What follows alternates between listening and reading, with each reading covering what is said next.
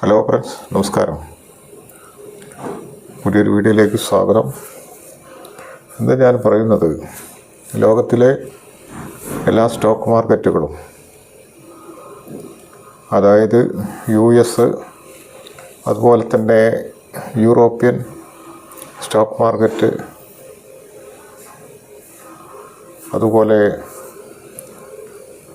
ഏഷ്യയിലെ തന്നെ China, Japan, Korea, Taiwan എന്നീ സ്റ്റോക്ക് മാർക്കറ്റുകളിലൊക്കെ തന്നെ നിക്ഷേപകർക്ക് മാന്യമായ രീതിയിലുള്ള നേട്ടം, ലാഭം ഉണ്ടാക്കി കൊടുത്ത ഒരു വർഷമാണ് 2025 എന്ന് പറയുന്നത്. അപ്പോൾ 2025 അവസാനിച്ച് കഴിയുമ്പോൾ ഇന്ത്യൻ സ്റ്റോക്ക് മാർക്കറ്റിനെ കുറിച്ച് പറയുകയാണെങ്കിൽ നിക്ഷേപകർക്ക് കാര്യമായ നേട്ടങ്ങളൊന്നും ഇല്ലാത്ത ഒരു വർഷമായിരുന്നു. ഏകദേശം 10% മാത്രമാണ് ഇന്ത്യൻ സ്റ്റോക്ക് മാർക്കറ്റിൽ നിന്ന് നിക്ഷേപകർക്ക് ആകെ കിട്ടിയിട്ടുള്ള ലാഭം. മിക്ക നിക്ഷേപകരും നഷ്ടം സഹിച്ച ഒരു വർഷമാണ് 2025 എന്ന് പറയുന്നത്.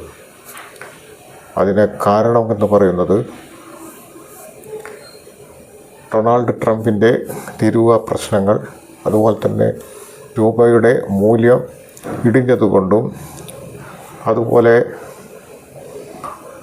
വിദേശ നിക്ഷേപ സ്ഥാപനങ്ങൾ ഇന്ത്യൻ സ്റ്റോക്ക് മാർക്കറ്റിൽ നിന്നും ബോണ്ട് മാർക്കറ്റിൽ നിന്നും അവരുടെ നിക്ഷേപങ്ങൾ പിൻവലിച്ചതും ഇന്ത്യൻ സ്റ്റോക്ക് മാർക്കറ്റിനെ പ്രതികൂലമായി ബാധിച്ചു. എന്നിരുന്നാലും 2026 വരുമ്പോൾ ഒരു പ്രതീക്ഷയുടെ വർഷമാണെന്ന് വേണമെങ്കിൽ പറയാം. കാരണം ഇന്ത്യൻ കമ്പനികളുടെ രണ്ടാം പാദ റിസൾട്ട് പരിശോധിക്കുമ്പോൾ എല്ലാം പോസിറ്റീവായിട്ടുള്ള പ്രോഫിറ്റ് കൂടിയിട്ടുള്ള ഒരു കാലഘട്ടമാണ് നമ്മൾ കണ്ടത്. അതുകൊണ്ട് 2026 ഒരു പ്രതീക്ഷയുടെ വർഷമാണെന്ന് നമുക്ക് പ്രതീക്ഷിക്കാം. സാധാരണക്കാരായിട്ടുള്ള ആളുകൾ, ഡെയിലി വേജസിന് പണിയെടുക്കുന്ന ആളുകൾ, അവർക്ക് ഏതാണ് ഒരു നല്ല നിക്ഷേപ മാർഗം എന്ന് പറയുന്നത്? കാരണം അവർക്ക് ഒരു മാസത്തിൽ ഇത്ര തുക വരുമാനമായി ലഭിക്കുമെന്ന് പറയാൻ പറ്റില്ല. ഒരു ഫിക്സഡായ ഇൻകം അവർക്ക് വരുമാനമായിട്ട് ലഭിക്കാൻ സാധ്യതയില്ല. അതുകൊണ്ട് ഒരു ചിട്ടി ചേർത്ത് കഴിഞ്ഞാൽ അതിൽ തവണകളായി മുടക്കം വരാതെ നിക്ഷേപിക്കാനുള്ള ഒരു സാഹചര്യം അവർക്ക് കുറവാണ്. അതുപോലെ തന്നെ ഒരു ബാങ്കിനെ സമീപിച്ച് ലോൺ എടുക്കുകയാണെങ്കിൽ അവർക്ക് ബാങ്ക് പരിശോധിക്കും, അവരുടെ തിരിച്ചടയ്ക്കാനുള്ള സാധ്യതകൾ അവർ പരിശോധിക്കും. അതുപോലെ തന്നെ പോസ്റ്റ് ഓഫീസിൽ നിക്ഷേപം അങ്ങനെ തന്നെ.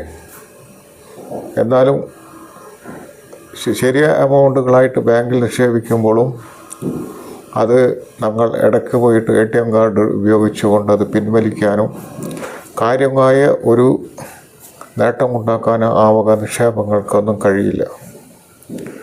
അതുകൊണ്ട് പിന്നെന്താണ് ഒരു മാർഗം?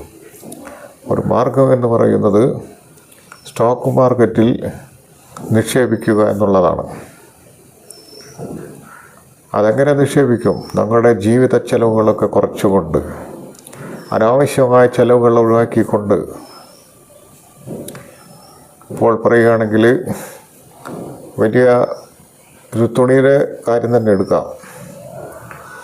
വലിയ വലിയ ഷോപ്പുകളിൽ പോയിട്ട് കൂടിയ തുകയ്ക്ക് മേടിക്കാതെ അതേ സെയിം ബ്രാൻഡ്, സെയിം ക്വാളിറ്റിയുള്ള സാധനങ്ങൾ ചെറിയ കടകളിൽ നിന്ന് മേടിക്കുകയും, അതുപോലെ തന്നെ വീട്ടിലെ ആവശ്യങ്ങൾക്ക് വേണ്ടി വലിയ വലിയ ഷോപ്പുകളിൽ, സൂപ്പർ മാർക്കറ്റുകളിലൊന്നും പോകാതെ ചെറിയ കടകളിൽ നിന്ന് ദിവസേന ഉള്ള ആവശ്യങ്ങൾക്ക് വേണ്ടിയുള്ള സാധനങ്ങൾ മേടിച്ചു കൊണ്ടൊക്കെ നമുക്ക് പരമാവധി മിച്ചം ഉണ്ടാക്കാൻ കഴിയും. അങ്ങനെ മിച്ചമുണ്ടാക്കുന്ന പൈസ, ഉദാഹരണം പറയുകയാണെങ്കിൽ സ്റ്റോക്ക് മാർക്കറ്റ് നിഫ്റ്റി 50-ലുള്ള പല സ്റ്റോക്കുകൾ എടുത്ത് പരിശോധിച്ചാൽ, ഉദാഹരണത്തിന് 1000 രൂപ വിലയുള്ള സ്റ്റോക്ക്, നമ്മുടെ മിച്ചം വന്ന തുക 1000 രൂപയാണെങ്കിൽ നമ്മൾ 1000 രൂപയ്ക്ക് ഒരു സ്റ്റോക്ക് മേടിക്കുക. അങ്ങനെ വീണ്ടും മിച്ചം വരുമ്പോൾ 1000 രൂപയ്ക്ക് വീണ്ടും മേടിക്കുക. 1000 രൂപ എന്ന് പറഞ്ഞാൽ ചുരുങ്ങിയ സംഖ്യയാണ്. കൂടുതലുണ്ടെങ്കിൽ കൂടുതൽ മേടിക്കുക. അങ്ങനെ ഓരോ തവണകളായി മേടിച്ചു കൂട്ടി 10 ആയി അതിൻ്റെ ഇരട്ടിപ്പിച്ചിട്ട് കൊണ്ട് 20, 30 അങ്ങനെ 100 ആകുമ്പോൾ അവിടെ സ്റ്റോപ്പ് ചെയ്തുകൊണ്ട് അത് ഹോൾഡിങ്ങിലിടുക.